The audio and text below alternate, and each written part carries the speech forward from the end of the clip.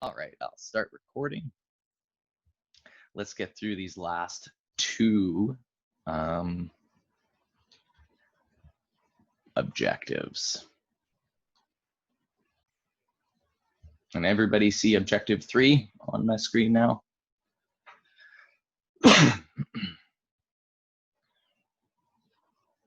Yep, perfect. All right, bearing failures. Bearings are among the most important component in heavy equipment. And bearing failure can be extremely catastrophic. So that's why it's important that we are able to diagnose them and or even hopefully find any failures before they're happening. So preventative maintenance will become very, very important as well.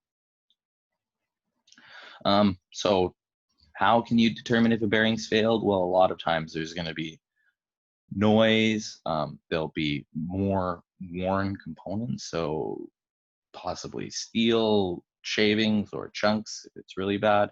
Heat, okay, if it gets very severe, you can start a fire, you can lose control, and not only that, if your bearings really get very bad, they can just let go and you can lose a hub.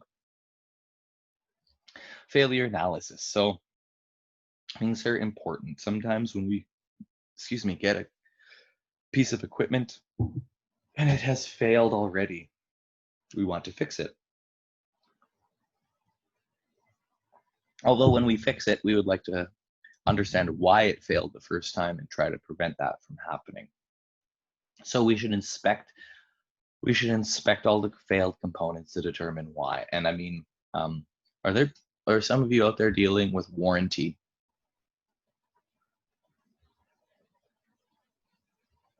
If you're dealing with warranty, then you have done failure analysis, or at least a little bit of failure analysis.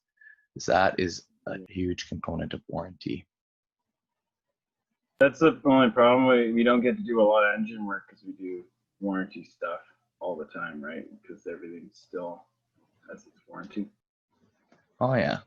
And so a lot of it too, yeah, when you're doing warranty, you're going to be taking components apart. And nowadays, you're typically sending them off. You'll do some diagnosing, but a lot of it is done after the fact too.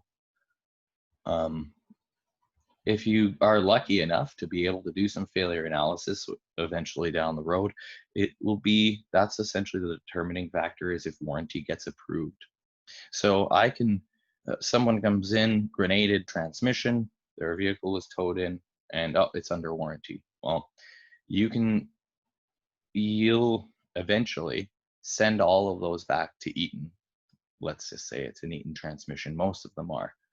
You'll send it all back to Eaton and they'll have one of their failure analysis techs take it all apart and look at every piece and how it failed, and they'll be able to determine what went wrong to a very, very good degree of accuracy. And the reason they're doing this is because they don't want to pay for that transmission.